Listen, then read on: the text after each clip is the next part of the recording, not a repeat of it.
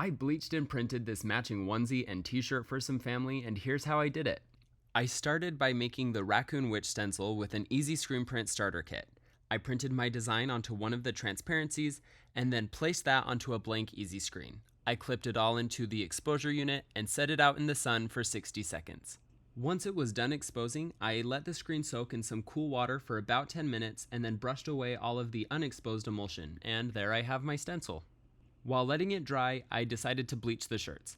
I'm no tie-dye professional, so I just kind of pinched and twirled and rubber banded in a way that I thought would be cool. I placed the shirts in a bucket outside and sprayed a bleach solution on them, letting them develop for about 10 minutes. I then rinsed them in cold water, neutralized the bleach, and let the shirts dry before printing on them. Because I'm printing on multiple shirts, I taped the stencil into one of our plastic frames to make moving the stencil from shirt to shirt a little bit easier. I then used the included squeegee to swipe some fabric ink through the stencil onto the shirts.